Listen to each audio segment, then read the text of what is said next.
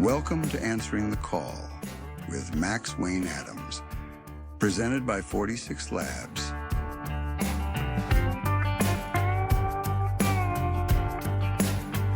And now, here's your host, the man, the myth, the legend of the PSTN, Max Wayne Adams.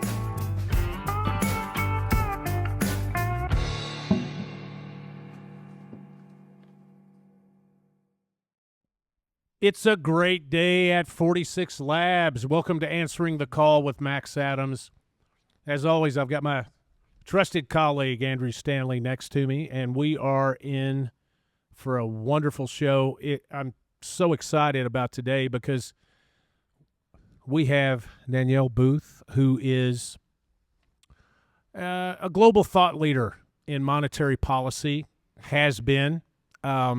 She has an incredible resume. I'm going to let her tell her story. I'm not going to try to tell it for her. But we are really excited about today because everything that we're talking about, it has a lot of implications in the market. It has a lot of implications in what we do at 46 Labs, which a lot of you tune in to talk about our industry and our sector, which is software, telecommunications, infrastructure. But this spans every facet of the economy. And so we're extremely fortunate to have Danielle on the show. So I'm going to let Danielle intro herself because I would not do her justice, but we're extremely excited to have Danielle. And Danielle, thank you for being here. And why don't you, one thing before we get started, Danielle's the author of Fed Up. And the reason why this book is sitting up here is I want you to sign it at the end of the show if you would agree to do that. Okay, fantastic. All right, so without further ado, Danielle Booth. And Danielle, why don't you just tell us a little bit about you? Well, first of all, Max, Andrew, thank you. It's great to be here. It's rare that I get to do something in person in Dallas, so this is fun. So my story's something of a circuitous route. I started off where I think 3 of my 4 children are at McCombs, went off to Wall Street 30 years ago when I was like 10, and started with a firm named Donaldson, Lufkin and Jenrette that is no longer with us, moved on to Credit Suisse, which is also no longer with us. But the interesting aspect of the very beginning of my career is that DLJ was the house that private equity built before private equity was a thing. The thing about DLJ was I was introduced to the world of private equity before private equity was on everybody's radar screen.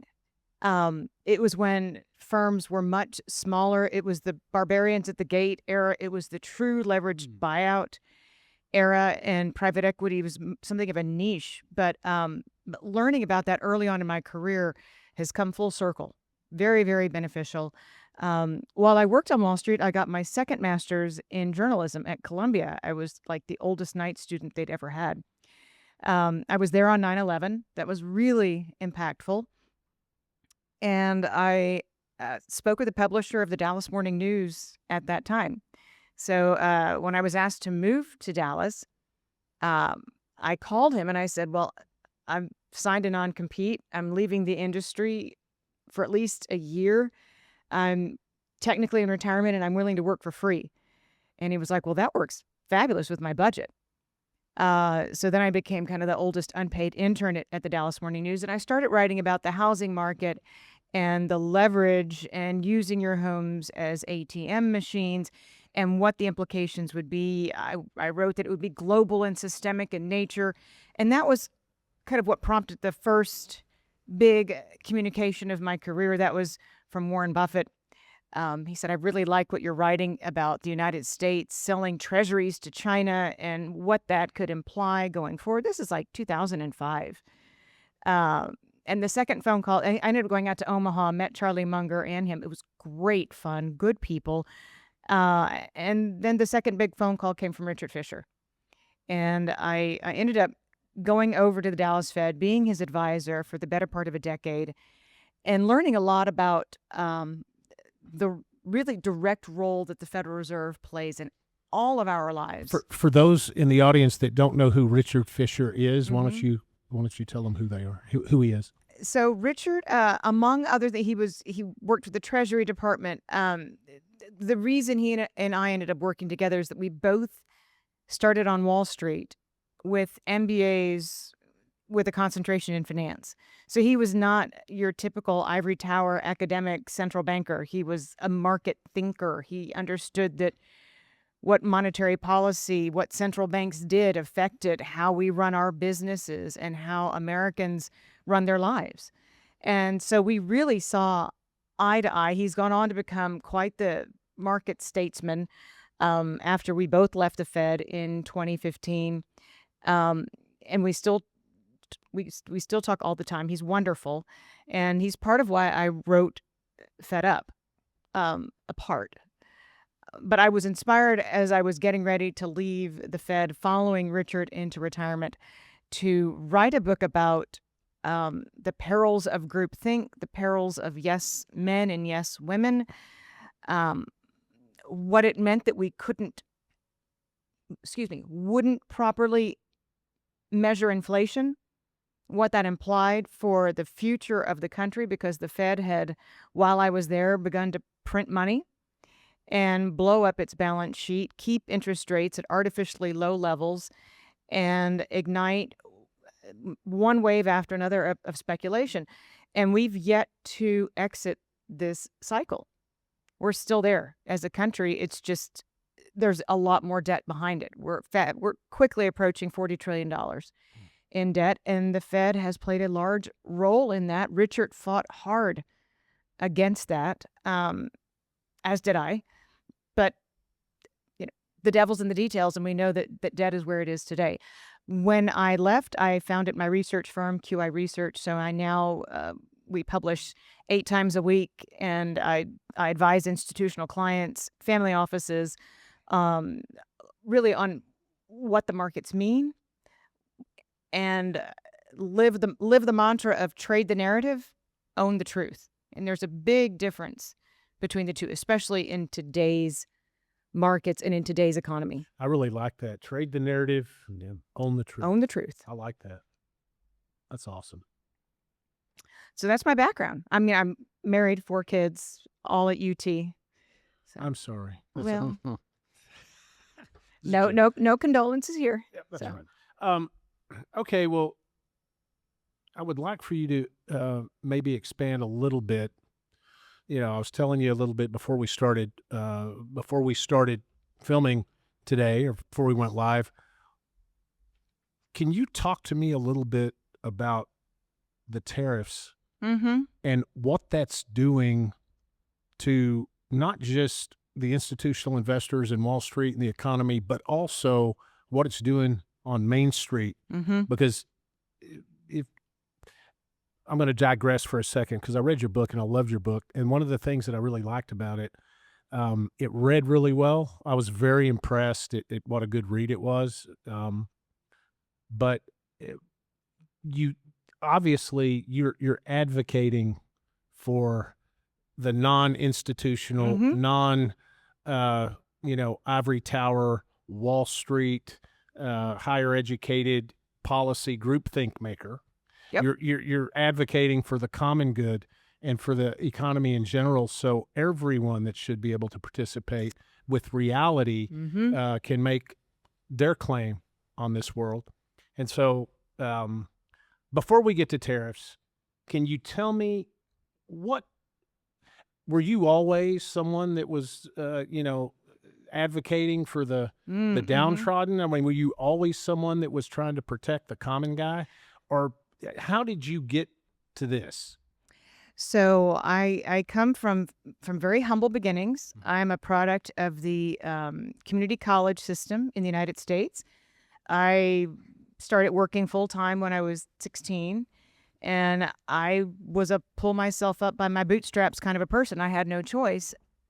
But you're right. I've always, my mission in life is financial literacy before anything else. With everybody I know, if any kind of finance or just simple financial literacy was required in U.S. high schools, we would be such a different country today.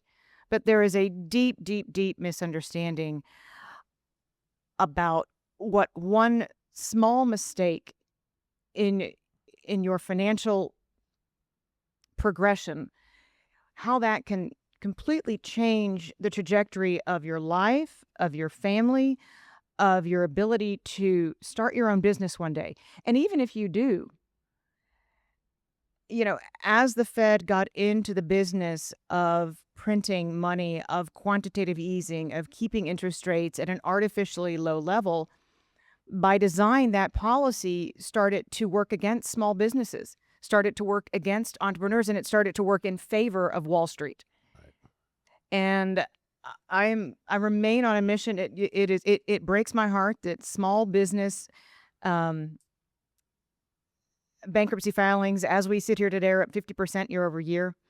COVID, some of the policies that were enacted after COVID, from shutting down businesses, they really did begin to put a dagger in the hearts of small businesses. And I will never stop advocating that we do everything we can as a nation to uphold the visions of our founding fathers, and rewarding Wall Street and penalizing Main Street. That was never what they had in mind. And yet that is what policies do, all the way to tariffs, by the way. Yes. Because tariffs hurt the smallest operators the most. Right. And they're the exact opposite of what we would think of when you think of capitalism, a democracy, a republic. Sure. What do you think about the current administration put forth is that when you're really young, they're going to give $1,000 to start a fund? Mm-hmm. Is that educational? It is, if we understand what it is. And it is if it's adopted. The way the financial markets operate today, however, has been structurally modified by passive investing. The advent of the 401k plan has moved the obligation away from your employer and into the hands of the individual to sustain themselves in their retirement. But the structure of a law change in 2006 requires U.S. employers, after a 30-day period with a new employee, to put their employees into a 401k target date fund. And what that means is we've doubled down on individuals' exposure to the stock market as being the only way to save for retirement, all the way up until you would think that they wouldn't have to be 100% invested in the stock market. So it's, I'm sure we weren't supposed to talk about this today, but it is well past the time to have a rethink of the 401k and of the options provided to U.S. investors, because should anything go wrong with the stock market, and things are supposed to go wrong with the stock market, we're supposed to have business cycles, we're supposed to have bull markets, we're supposed to have bear markets. But should anything go wrong, right now, the common line of thinking is that the U.S. government will just come in and bail out the stock market itself. If you think about that, that's not a company, not a bank, an entire stock market, which again, that flies in the face of what we think of as being a democracy. It definitely flies in the face of what is defined as capitalism in its purest sense. Right.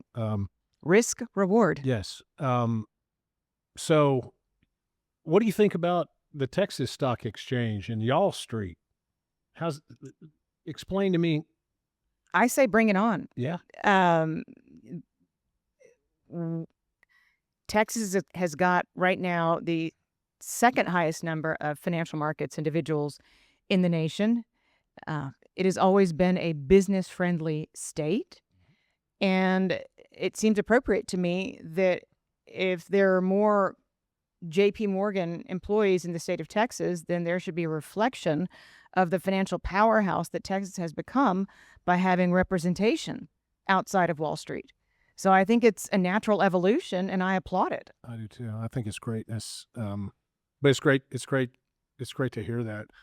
Okay, so can you can we move out just a little bit from the domestic fiscal policy and view, and talk about from a global perspective? Um, you know, I always hear about, us being the reserve currency. You hear about reserve currency. You hear about, the U.S. dollar and the power of the U.S. dollar. And, Mm-hmm. it is pretty powerful. God forbid it's not the reserve currency. And but from a global standpoint, with what we've been doing from the Fed enacting, zero interest rates and all this low interest rate Yep. uh, policy, and then also you superimpose tariffs and all of that. How is the U.S. doing today versus the rest of the world? And the rest of the world may be such a low bar. Our bar doesn't have to be as high, but I don't know, and I'm asking for your perspective. So we play with fire. With every $1 trillion of debt that we add to the nation's balance sheet, we play with fire. Alienating long-standing economic allies is dangerous. And you could easily draw a map of the future of the world economy, one that was divided into hemispheres. That's not what we want.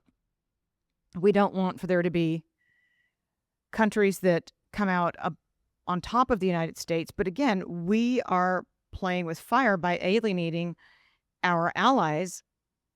The best news that I have to give you on reserve currency status is that nobody else wants it. Really? Because reserve currency status comes with responsibility. Reserve currency status comes with conflict. So we've never had a reserve currency change hands without a hot war. And again, once you have that, you go from being a nation that naturally runs surpluses to a nation that ends up running deficits. It's the way of, if you go back to Portugal and Spain and other countries that have had, obviously Great Britain, reserve currency status, their downfalls all have one common thread, and that is that they became a debtor nation. And something went too far, alliances were broken, wars were had, and eventually reserve currency status changes hands. These things don't happen in modern history, even every century. But living under the assumption that it will never happen, I think, is naive at best. If I drew a corollary that said part and parcel of our massive defense budget, comparatively speaking, to any individual nation, is almost a precursor for maintaining our reserve currency status? I would say that that's Short of a hot war? short of a hot war, yes. But I would say that in the most recent history, we've learned that drones can do a lot of damage, Oh, hell, Mhm. yes. and that they don't involve a big investment. So if and when technology becomes appreciably less expensive, then he who rules the seas, and that's the term, then ruling the seas becomes a little bit more complicated, Yes. especially when we've somewhat neglected our defense spending for a couple of generations, such that other countries maybe have state-of-the-art aircraft carriers that we don't. Again, what's on our side right now is that we're not the only nation in the world that's in debt. Other nations have more debt than the United States. As long as we have our allies with us, that's fine. They'll stand with us economically and geopolitically. To the extent that they are alienated, however, then you get concerned about alliances being drawn where individual countries can come together. These are the things that keep me up at night. I have 3 boys that are of draft age. And there are some times that I think that they'd be best off in the military, that'd be the best place for them to be, because it's been a very long time since we've had a JFK type leader in this country. People ask me all the time, what's missing? And I say a fiscally conservative JFK. Right. That's what we need. We need somebody young who loves America, who bleeds red and wants to bring the country together. And in that sense, that to me at least is the best economic defense that we could ever play, is to be a nation that stands together. Wow. Where do you see the threats? I mean, do you see it in China, India? I mean, where are the big threats from overseas? So it's interesting you bring up India. Yeah. Because demographically speaking, India would certainly pose the greater threat over the long-term horizon. The situation with demographics in China is worse than that of the United States. But again, it's who India should or should not choose to align itself with going forward. One would hope that they would want to be with a nation that was still the superpower, that we would still be the superpower. But again, I think a lot of what's missing outside the United States starts inside the United States. I agree with that. Yep, absolutely. So before we started, I asked you casually about inflation. Mm-hmm. And we started, so being able to put a good read on inflation and accurately talk about inflation Mm-hmm. is important, as a financial metric, and as in your world especially. So two-part question. Number one, do we have an accurate read on what our current inflation metrics are as stated? And then number two, how is the advent of AI and all of the data crunching that is at the tips of everyone today, how has that skewed those metrics, if they have at all? So it's interesting you ask. Does the Bureau of Labor Statistics accurately measure inflation in the United States? Well, no, is the short answer. A lot of the inputs are imputations. They involve hedonics. But this is something that we've known for a long time. We've known for quite a long time that we are not accurately measuring inflation. What I would say is the greater evil today is that we're not measuring inflation in real time. And when you consider the potential of the blockchain, there's a company that I follow very closely. In fact, I'm going to be advising them going forward, called Trueflation, TRU. And they gather up 15 million prices every single day across the United States. Trueflation, TRU? TRU. Okay. And my point is, it can be done. We don't need to wait what Freddie Mac or Fannie Mae calculates as about a 6-quarter average before we accurately see home prices reflected in the consumer price index. Why do we need that when we have serious technology today, when we have artificial intelligence to help us measure inflation, big data? Yeah. I mean, that's what's wrong with inflation, is that we don't have real-time measures of it. Has AI itself skewed inflation? That I don't know. And it's not something I see in the data, but it is certainly something I see in construction spending. And it is certainly something I see in the broadest measure of economic output, gross domestic product, GDP. That is when you see that if you remove the effect of data center construction and artificial intelligence and all of the money being thrown at AI, when you net that out, the U.S. economy is shrinking. So it is a powerful force right now. The question is it money well spent? Is it money well spent when disruptive AI technologies in China suggests that AI can be produced on a much more efficient, much less expensive level. And this is going to be one of the questions that's answered. And I wouldn't even say that it's going to be a long time until we know. Um, and that's why I think you're seeing so many American hyperscalers jump into trying to produce their own chips. Because we know that one's going to produce their own chips. It's going to be the right chips. One's going to get into quantum computing before the next. But that there will only be one winner. And I think that once we come to a greater appreciation of that, if anything, AI is going to be subject to any commodity. And it will have, for a moment, a time that it can charge excessively. But not when you keep getting reports out of China that they've come up with a new mousetrap that's 98% cheaper. Right. So it is an arms race. It is an AI arms race. And to that extent, you want to be the vendor of the world's preeminent AI at whatever the best cost might be. But you do not want to be sinking too much money into infrastructure that is going to be depreciated after it's obsolete. And I think an Aggie would understand exactly what I said. Got it. Yeah. Thank you for the Aggie drop. I appreciate that.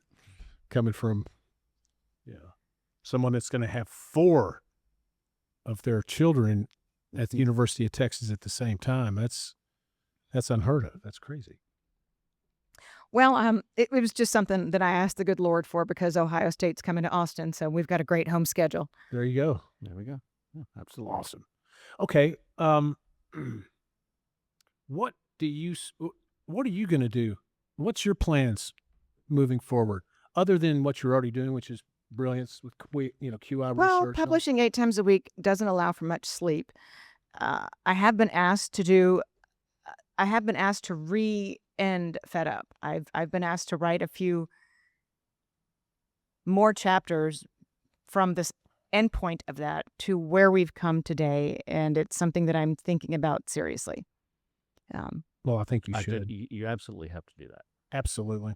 I mean, what has changed? What has not changed? Yeah. And unfortunately, not enough has We're all changed. guessing. Did anything really change? I don't think so. Well, I mean, look, young Kevin Warsh seems to have a lot of great ideas. On the other hand, when Powell first started at the Fed in 2018, he too had some innovative ideas that were groundbreaking at the time, and the Fed should not have the responsibility, nor is it its position to backstop the stock market. Everything worked until the fall of 2018 when the U.S. corporate credit market seized up. Then he had no choice. He had to completely back off. So now we find ourselves asking, how long will the private credit, private equity bubble allow Warsh to proceed with reinventing the Fed? Or, as Mike Tyson said, everybody's got a plan until they get punched in the mouth. I hope he has more time than Powell had, but we have a heck of a lot more leverage than we did in 2018. Yep. What's your opinion of concentration of wealth as it relates to Mr. Musk and everything that he's got going on? Well, let's just leave it at concentration of wealth, shall we? Okay. So, in between, little known secret about Danielle, in between my first and second years of business school, I lived in Caracas, Venezuela. Oh. This was before Chavez rose to power, but not long before Chavez rose to power. And I would say that what some of the individuals in Silicon Valley have suggested as a prescription to end inequality in America, and that's just paying people to not work. Let's just give them money. That's not American at all. That's certainly not the solution. I worry when those who have the greatest amount of wealth are suggesting that a large portion of the U.S. population would be fine to live in effective serfdom. And I'm not speaking in hyperbole here because we've seen some elections across the United States that suggest that when it comes time to go to the polls, a lot of millennials and Gen Zers will be electing individuals who will do as we did after the pandemic hit and pay Americans to not work. It caused inflation to go up to double digits. We completely circumvented the banking system rather than zero interest rate policy, and we'll make really cheap loans. We just directly deposited money into Americans' bank accounts, told them they didn't have to work, paid their child care, paid their rent, and had 10% inflation almost overnight. That's what universal basic income and paying Americans to not work would result in. And it would see our national debt skip upwards at a rate that we could never describe. That concerns me. What heartens me, however, because I don't want to end that thought on a negative note, is that our children's generation, boy, they love to work. They do. They've got a work ethic they love. Some of them. Some of them love to work. Yep. A greater percentage of them love to work more than the millennials and the Gen Zers who've gotten, they've taken a hit or two. Yeah. In their young lives. We have 49% of U.S. males who are 30 and under living with their families. So there are a lot of disenfranchised individuals who've not been able to escape the nest. And that's where you get your concentrated pool of voters. 52.5% of U.S. voters are either millennial or Gen Z. And so they can come out in force in 2028, and that would swing the pendulum completely to the opposite side. I hope that's not where we're headed. It sounds like the UK, I guess. It sounds like the UK. Exactly what happened, right? No one wants to work. That's great. Except Larry the cat, right? Well, but cat can only do, He can mouse. He can at least mouse. I needed a cat because I encountered a mouse recently in an Airbnb. I really needed a cat. Never used those words in my life. you ever go to a restaurant in the Greek islands, any Greek island, you'll always see a few cats rolling around. Mm-hmm. They don't have mice problems. Amen. They don't, and that's why they're always there. Okay, this has been so brilliant up to this point. I want to ask you, if you take Danielle's crystal ball out and you set it on the table, advice for C-level business folks, not necessarily, the Fortune 100, JP Morgan, not Jamie Dimon and those guys, but if companies our size, Mm-hmm. Mid-market companies that are in there punching, above their weight and doing, good things and great things. If you could give any advice to that community on, how to interpret the tea leaves and what's going on in this economy and how that might help them, what would it be? So I would say be very careful with two things. Greed and AI. I'll do AI first. We've seen a lot of backlash in the last 6 months because companies have willy-nilly said, we're bringing AI into our shop. And we're not really going to tell you how to get there. So we're not going to give you any hints on execution, but we want it to happen yesterday. There's a lot of regret there. A lot of regret. And my advice there would be to carefully understand exactly how artificial intelligence can help your companies be more productive, be more efficient, but appreciate that the one thing that AI will never have, even though we've seen AI manipulate the way people think, have them think that a computer is a person, human beings have judgment. Executives have judgment. And executives with good judgment should understand that they should never envision a company that can grow without having individuals in that company also with good judgment to carry the company forward. The reason I say greed, that really applies to publicly traded companies where CEOs and CFOs pay themselves such an enormous multiple of what their worker bees get that they should understand that they're part of the problem, and that there's nothing wrong with better compensating employees. Sure. Yep. Okay. I don't know how to thank you enough for being here, Danielle. I know that you're in high demand, and you're out there on in the public media, and you're highly sought after. Thank you for being here on Answering the Call. We greatly appreciate it. Enjoyed the conversation, and there's an analog to this, and I think you need to do that, because I know There is an analog. I There's would be definitely I would be in line to pick that up. I I- was always saying, hey, where's the next Yeah, chapter? where's the and next one? I wrote Fed Up to be accessible and readable for regardless of what your background is. It was meant to be something that could be read by anybody. And that's why I loved it so much, because I could understand it. Even an Aggie could understand it. No, I even did an not Aggie. say that. What? No. That's okay. What did I grow up learning? What do you call an Aggie 4 years after graduation? Boss. Yeah, So, I mean, 100%. even I know that. 100%. I put my pen and the book there, Got so it. I want you to sign it.